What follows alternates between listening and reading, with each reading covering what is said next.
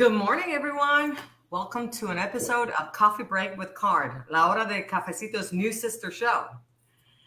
Coffee Break with Card is a program dedicated to those in our community who are living with autism, to their family members, and to all those who support them. My name is Lourdes Quiñones, and I would like to welcome you to the show. So come on in, join us at the table, and sign on in the questions below, in the comments below, and we will be sure to say good morning to you. Let us know if you're drinking a cup of coffee with us. In today's program, we have the pleasure of interviewing Stephanie Porro, a trust advisor at the Family Network on Disabilities, FND, an organization who serves the community, people with disabilities. And she comes to share with us a lot of legal information about special needs trust. So join us. We have a lot to talk about. So thankful that you're here, Stephanie. So thank you. Okay. So let's start out by introducing to you our coffee break, if I can get my words to come out.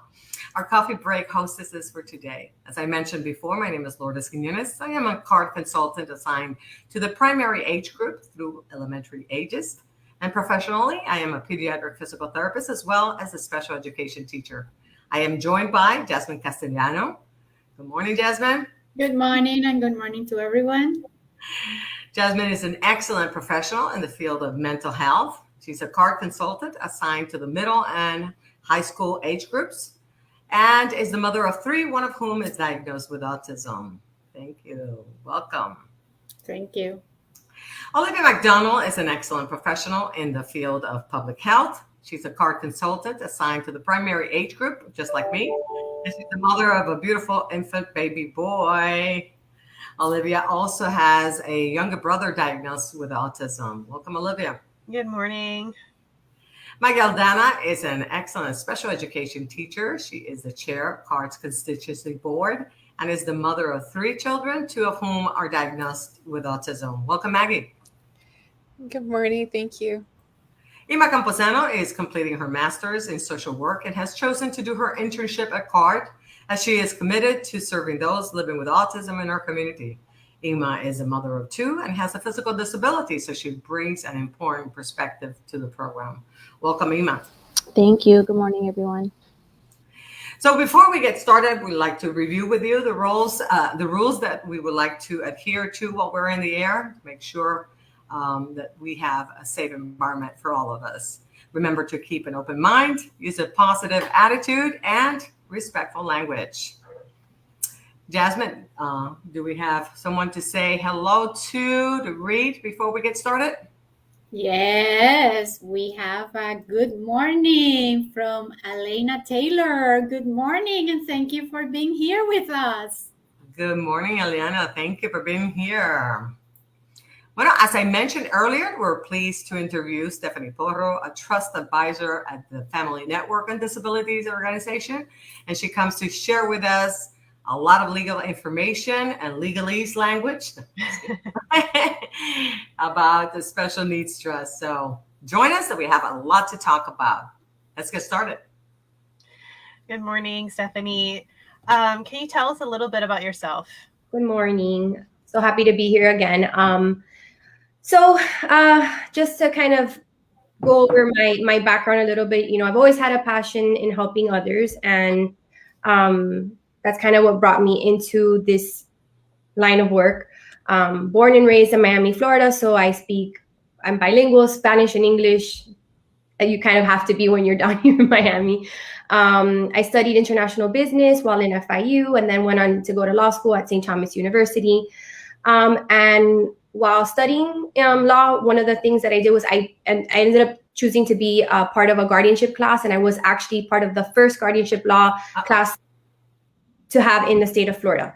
So as a result of that, I made a lot of connections. And one of the things that I did was I started, I got an interview with a company, FND. And so that's where I'm at now. I work with this organization, which was founded in 1985 by a group of parents of people with disabilities who came together for mutual support and for the exchange of information, which back then you can imagine was very difficult to obtain.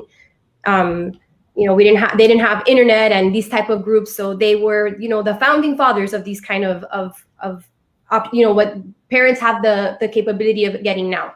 So FNT is a family-centered and family-driven organization for people with disabilities, all kinds, not just autism, but obviously that's, you know, a huge component of what we do.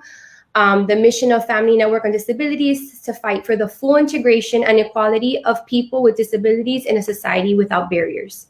So that being said, I've obviously been exposed to very many different types of cases. And so I'm happy to now begin to explain to you guys how this might be able to help you and your families. Okay, yes, I also want to let you know that Jasmine will be sharing the link to the fndusa.org website. And in your PowerPoint presentation, you have a lot of information about FND, which our audience can access on your website, and also reach out to us if they want a copy of your PowerPoint presentation. If you give us permission to share that, we can also share that. But otherwise, this information can be shared in there. Jasmine, can you put up her PowerPoint presentation, please? And we're probably going to start out on page 7 or something like that. Yeah, so that's.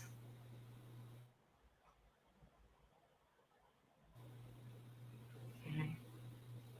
Yeah, we can go ahead and I guess, like you mentioned, forward past all the programs and all that. Those are all programs that FND offers, you know, the community for disabilities. Yeah.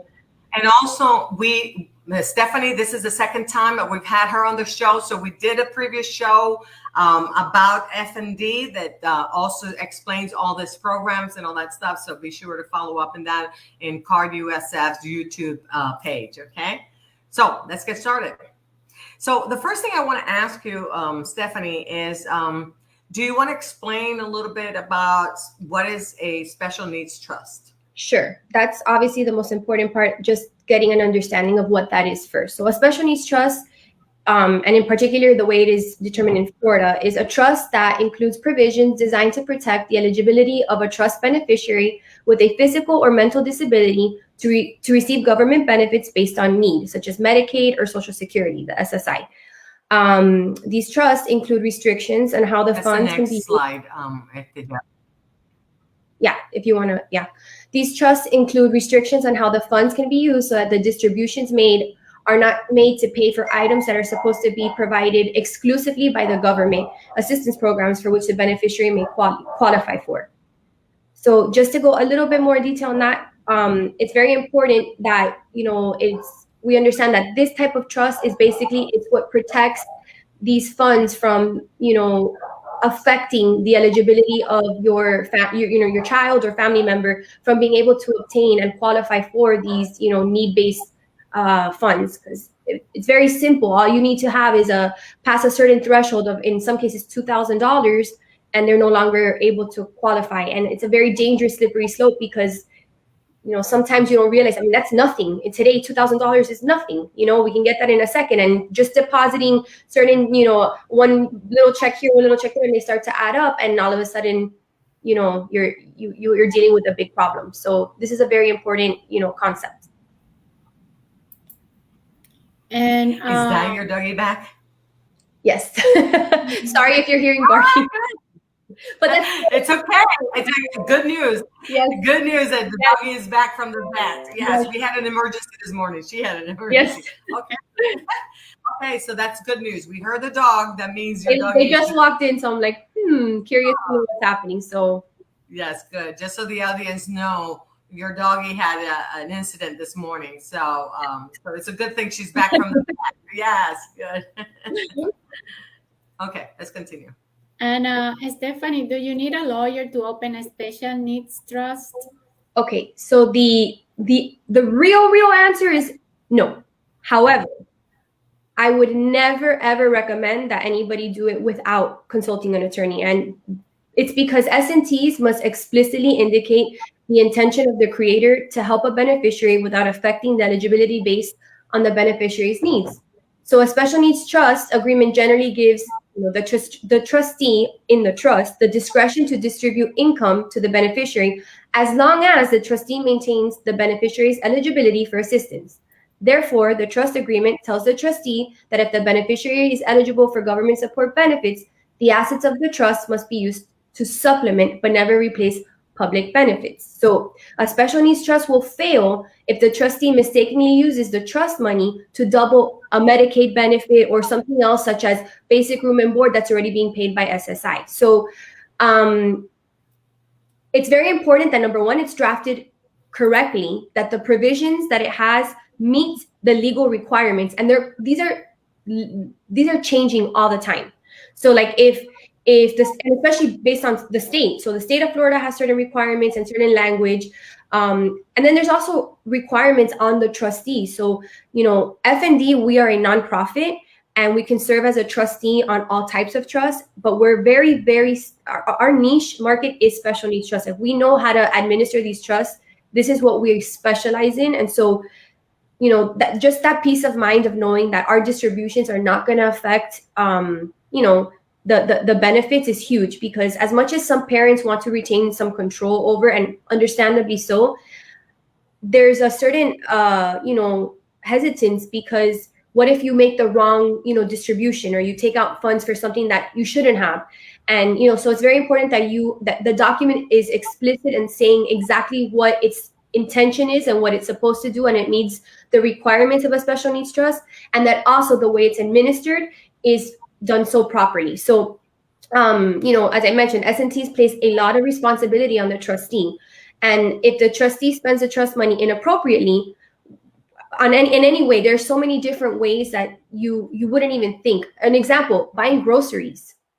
If the beneficiary receives food stamps or some kind of other benefit from the government, and you buy groceries, that could offend, potentially reduce the amount of benefit or lose it altogether. So, the beneficiary of a special needs trust is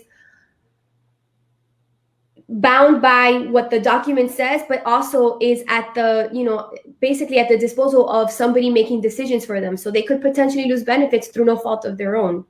And then, there's tax implications, which, I did mention, and it's going to come up in the next slide, or I don't know if it's the next one or following up, but there are tax implications. It's not something that I want to get into too much detail about, because I'm not a CPA, I'm not an accountant. But for example, one of the things that FND does as a trustee, we handle that. So it's one less headache for the parents to have to worry about, if there was gains in the account, how to, file those taxes, and how to properly report any income.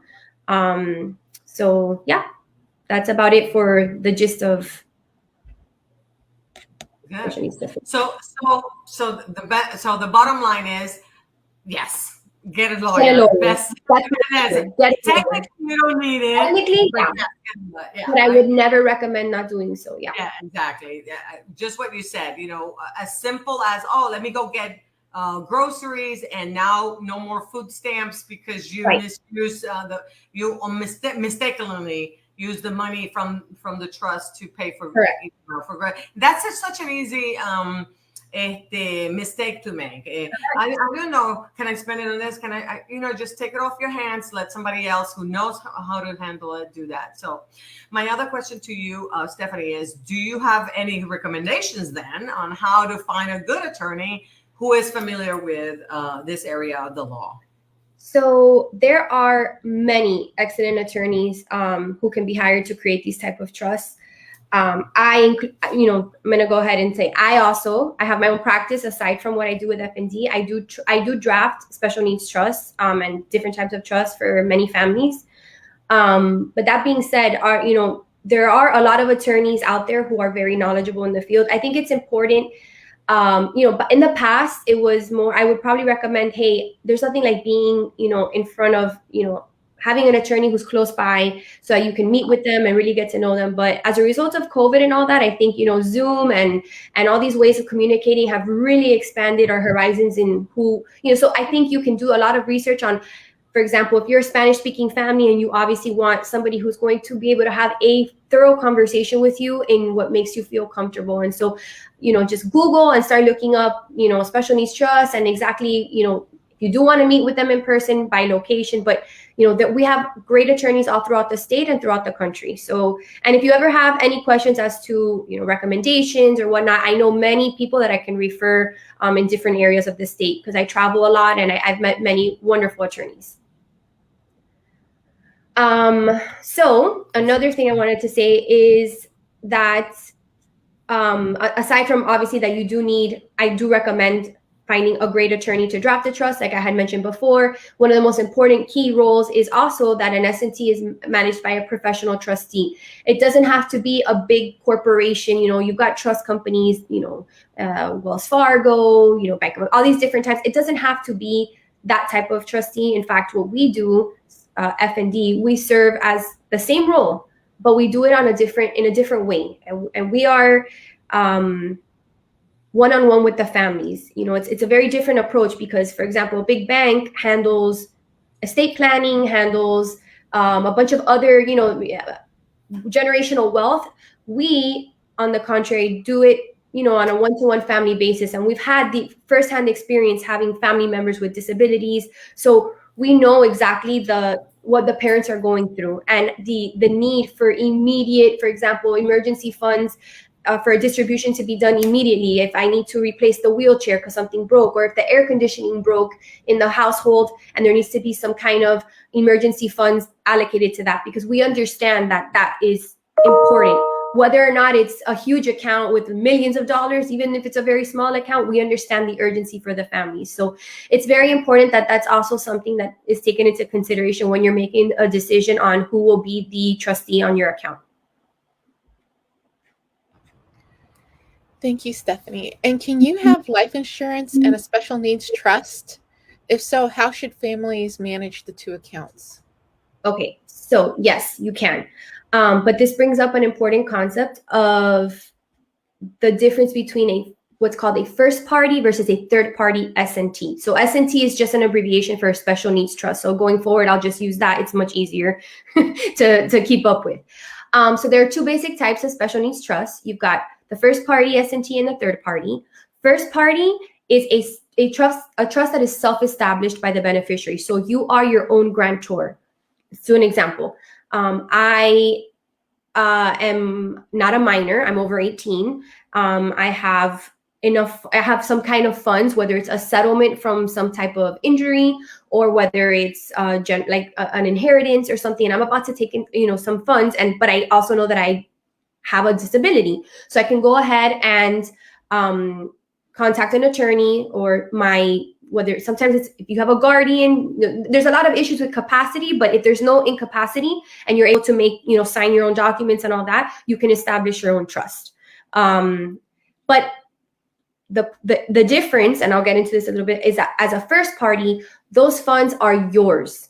So in other words, when you are creating the trust, those trusts, when it came into your name, they were in your account or were always destined to be yours. Now, a third party SNT, and this is the difference, is established by the family members of a beneficiary. So in other words, someone other than the beneficiary makes the trust and contributes their own assets to the trust. So in summary, if that beneficiary is or becomes disabled and is eligible to receive government benefits through Medicaid or SSI, the trustee will withhold and retain in the trust any money and distributions that may affect the benefits of the beneficiary or benefit eligibility. And then the trustee may have the discretion to distribute the money for supplemental benefits not covered by Medicaid. An example of how funds can be allocated is using life insurance. So for example, if a family that doesn't have, you know, a lot of what's considered wealth right now, you might not have a ton of money in the bank, but you're concerned about, you know, the livelihood of your child in the future and how they're going to be able to maintain the certain, you know, the current lifestyle that they live. Let's say you're going to be leaving them a home and maybe not so much money, but a decent amount. And you're concerned that is it enough? So you get a life insurance policy, right? Well, at your passing, when that life insurance funds, if you already have an S&T established, what you can do is designate the beneficiary of the life insurance as the S&T. So that money is never affecting them because it was never theirs. It always went straight to the S&T. Just like any funds And this all has to be done through like your trust and your will, or your any of your documents that you're leaving for your estate planning purposes. For example, a mother passes away and you have $10,000 to your name, and it's not much, but if it's automatically going to your child and you don't have an S&T or language that will create an S&T in your will, because it doesn't have to physically be there. It can be language that says, in my passing, I would like for an S&T to be, the entity that receives this for the benefit of my child. And so the funds never enter that child's hands, or it doesn't have to be a child anymore. It could be an adult, and it will now not affect their benefits, because now the S&T is going to be the one that is receiving the funds. So that's what's considered a third party S&T, because they are the ones who are giving the money. It was never the beneficiaries.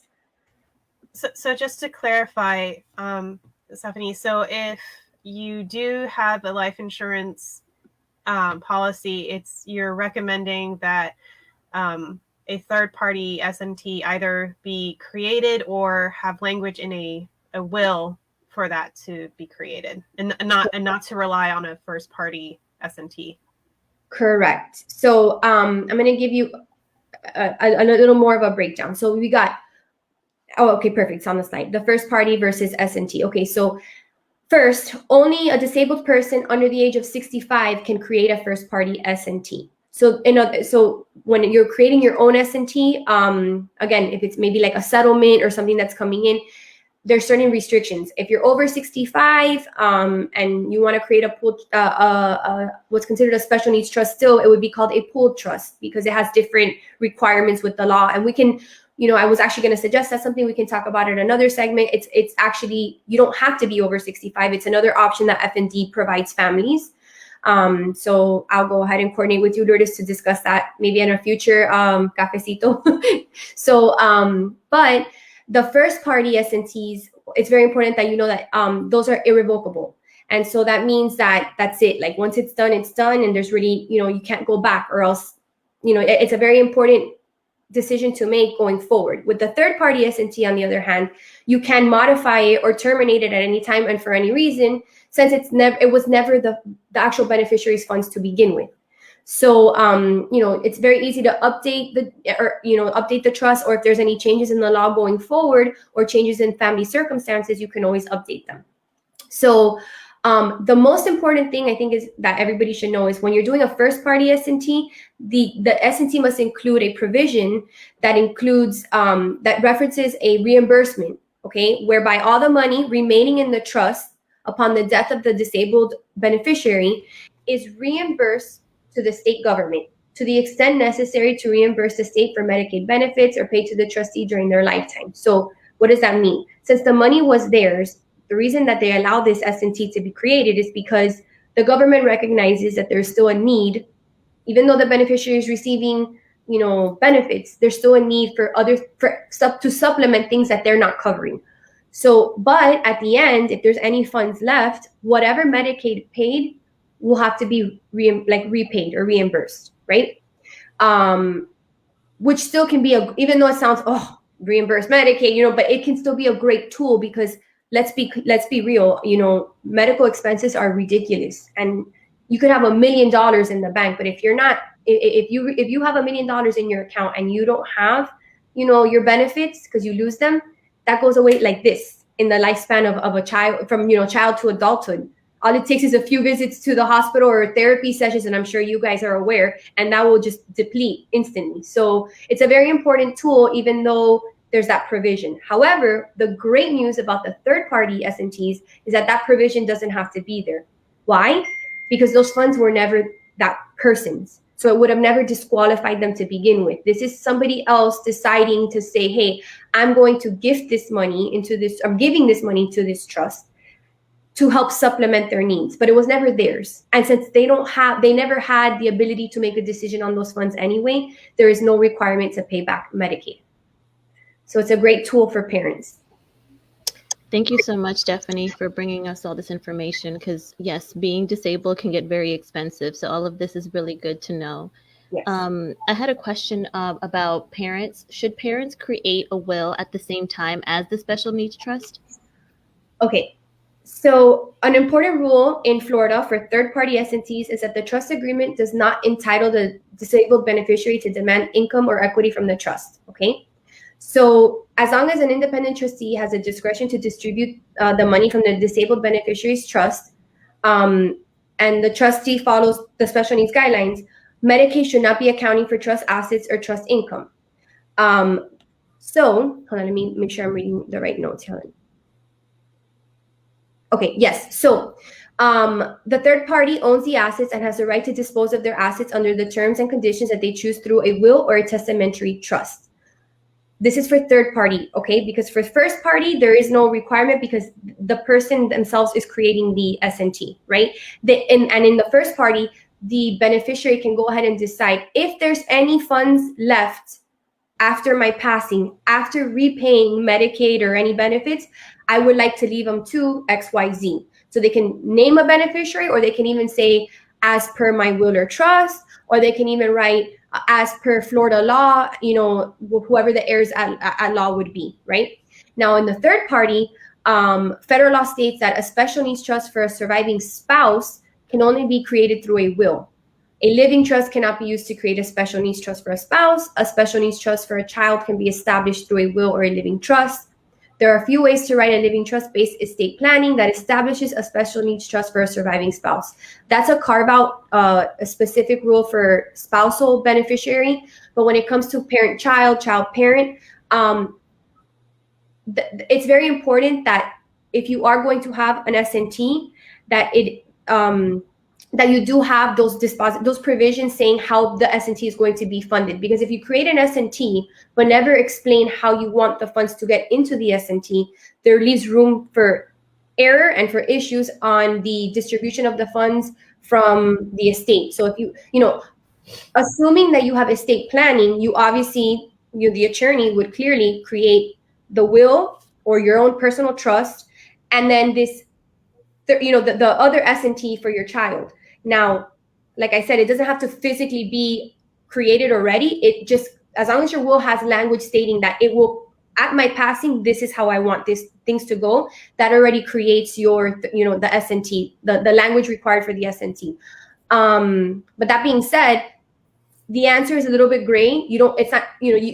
Since it's a third party SNT, it's a bit fluctuating. So, if next year you have another child and you need to update your will, or you decide, hey, now I need to do a will, because maybe if you only have one child, you're comfortable knowing everything's going to go to this child. But now if things are a little more complicated, absolutely, it is very important that you have, all your ducks in a row, and that you make sure to cover, all the different bases. So the answer is gray. No, it's not necessary, but highly recommended, and definitely going to clarify your intentions. Okay. And I also wanted to know, is there a maximum amount of money that can be deposited in a special needs trust? Nope, not that there is no limit. And in fact, on the contrary, FND is probably one of the only trustees that will accept pretty much any trust. We have very, very small trusts that a lot of big banks won't take because it doesn't fit you're not depositing enough, or we can establish a trust for the future, so you can fund it with a minimal amount of money, and just know that God forbid something happens, you already have everything ready to go, and FND will be ready to go to serve as the trustee.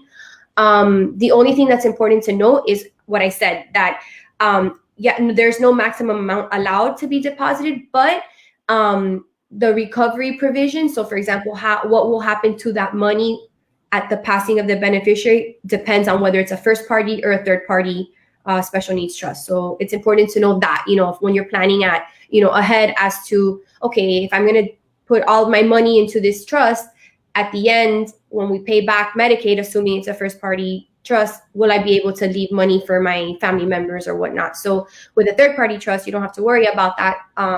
And there's no max or minimum for us. Stephanie, and how does the special needs trust impact the taxes? So this is one question that, I get asked a lot, and honestly, I do not like to give, I can't give advice on it or a legal opinion on it because I'm not a CPA. I don't do the tax, components of our trust. It's very important that you do talk to an accountant, to a CPA. And this is one of the main reasons I suggest working with a professional trustee who has experience handling this, because, we know what our strengths are. We know what we're, experts at. So, but we also know what's never going to be something that we should be handling. And that's why we, as an organization, we have accountants and CPAs that we hire to handle all the accounting and, anything that has to do with the tax implications. They handle it for us and for the parents. And this is why it's so important and why we brought you into the program, because previously Olivia presented some information about what we did an episode on special needs trust recently, and that was the first part of this series. And she answered what she could without having all that legal implication. And the reason why we brought you is because this is your area of expertise, and FND is a well-recognized and impactful organization in our community who provides this kind of service. So we did want to bring you there. And again, like you said, this is why it's so important to seek professional help, because it's not as easy as just creating the special needs trust. So thank you for being here. Let's continue, because we still have a lot of important information to cover. Stephanie, can you have a regular trust and a special needs trust at the same time? If so, would the government benefits that the individual receives be at risk? And okay, so again, this is such a case-by-case scenario. It's very difficult to answer this question. When I was trying to answer this for purposes of the show, I kind of, gave a broad explanation. It all depends. Again, is this a first party or a third party trust? Because the question kind of doesn't cover that aspect of it. So I'm going to try to answer this as best as possible, in the sense that, okay, in the example of a first party, somebody who, maybe they have a disability, but they were able to work, and they have income, and they did have, they were able to save money or purchase a home, and they want to establish a trust for other purposes, whether it be for estate planning purposes or whatnot. You could create a trust that, in the event in the future you want it to convert into a special needs trust, there could be language that it can turn into an SNT if need be. Okay, that's one way. You can establish a regular trust and then a special needs trust, but it's very important. This is why it's very important to have an attorney involved, because the provisions need to mirror each other and need to make sense. Because if not, yes, you could definitely have issues with losing your benefits. When it comes to third-party trust, it's a little bit different there, because, for example, the parents can create a regular trust for, the family, and then have a secondary trust, the special needs trust, that will be funded by however the regular trust states so. So yeah, you can definitely have two different trusts. It's just a matter of, and that's what I'm saying, the question is a little bit broad, because it's depending on the intention of the person. So, the answer could be no if what you're trying to say is, oh, I need a special needs trust right now, but I also want to have another trust so I can have access to the funds, without any restrictions. Obviously, that's not possible, because that will be a huge red flag with Medicaid. So it's just a matter of how you interpret that question, and on a case-by-case scenario. Stephanie, can you talk a little bit about what happens to the accumulated funds in the special needs trust if the beneficiary dies?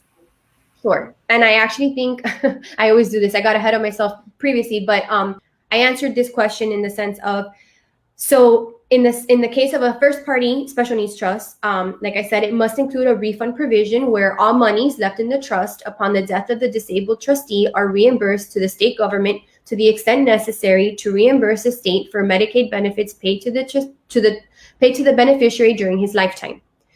If there are funds left over after paying Medicaid, they follow the will or trust, or in the case of neither, by the heirs at law. So again, an assumption that we've got an account that has $1 million, it's in a special needs trust.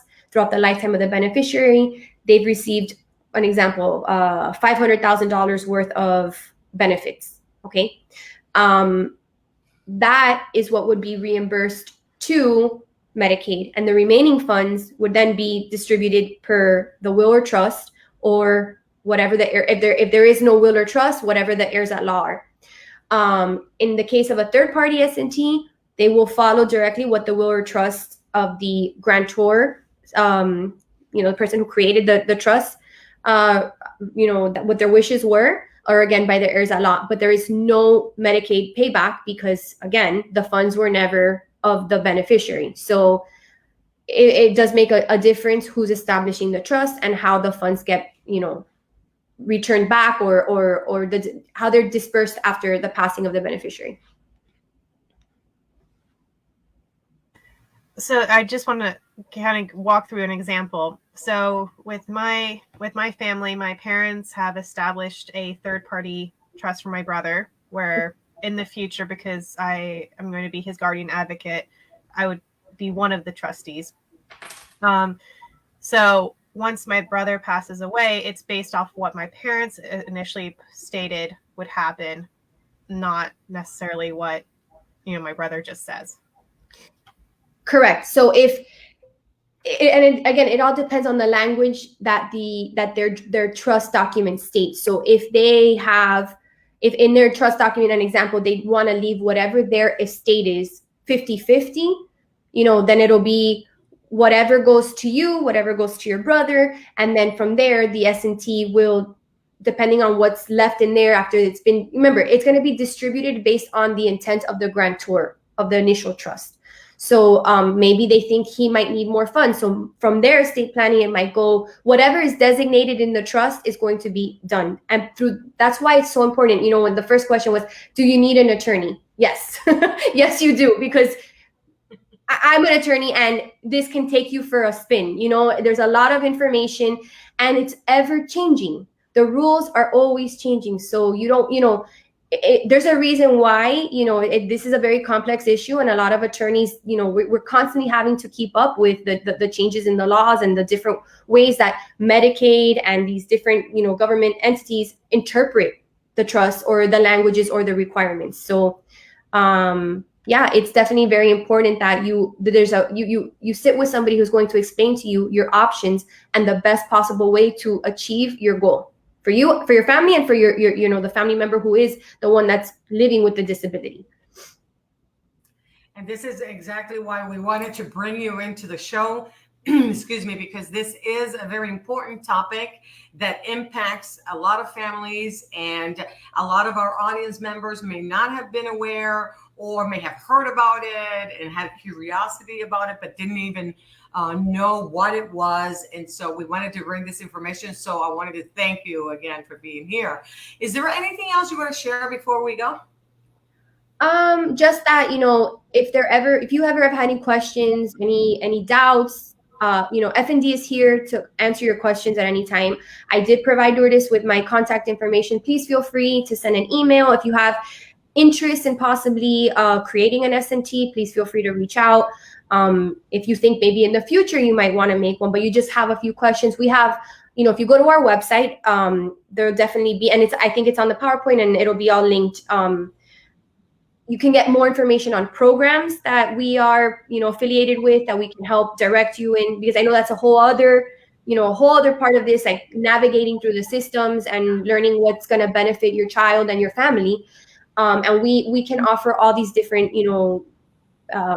options for you guys. So, and again, also, like I mentioned, I also provided my own personal contact information so that if you are ready to do a special needs trust, I am definitely more than happy to help you and guide you through the process. So, I'm here for anything that you guys need, any questions or concerns, just reach out. Yes, thank you so much. And Jasmine is going to be sharing, if she hasn't already, the website information, as well as your personal contact information and email at FND. So that anyway, I know that we have some comments. Jasmine, do we have some comments to highlight? Yes, we have Elena Taylor. She's asking if, or she would like actually to have a copy of the presentation. Okay, that's fine. That's Yeah. totally fine. So we Okay, can make perfect. that accessible to her. Yes, and I also saw a couple of more comments. And so thank you very much to our audience members. We have Angelica and Elia. This is a fantastic topic for the team to cover. Thank you to Stephanie for sharing such expertise in this project. My pleasure. My pleasure.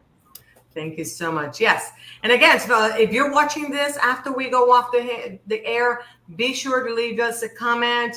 Any questions, again, we'll make sure that the expert here answers that, not us.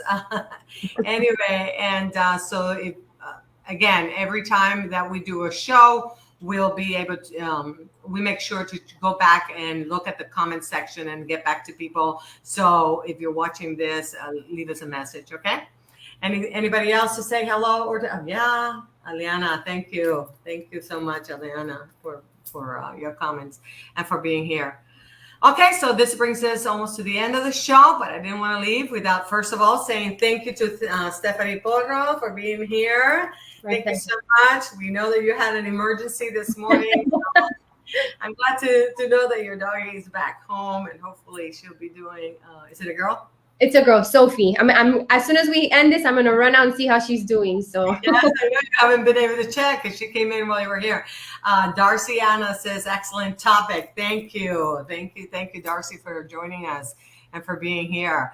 And I also want to invite everyone to join us next week for another episode of Coffee Break with Card. And ask you for a big favor. And it's, if you find in that this type of information that we're bringing and programming that we're bringing is important to you, please do us a little favor and go into the survey area that the survey that link that Jasmine is going to put up there, and let us know how we're doing. Let us, it takes less than a minute. Be sure just to click. Even if you've done it before, every time we go in the air, we need you to check out, and fill out those surveys. This is a way that we can justify the time that it takes us to create this type of programming and to be here on the air with you. So thank you from the bottom of our heart for helping us out in that area. Okay. So this brings us to the end of the program, but I didn't want to leave again without saying thank you to Stephanie, and I guess we'll bring her back in the future. Thank you. And also ask you to please give us a like, share this video on your page and with anyone else that you know would benefit from this particular video. You can also watch previous episodes and Card USF's YouTube page.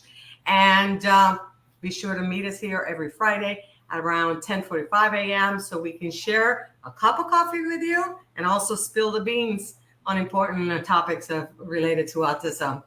But before we go, we want to wish you goodbye. And See you next week. Bye-bye.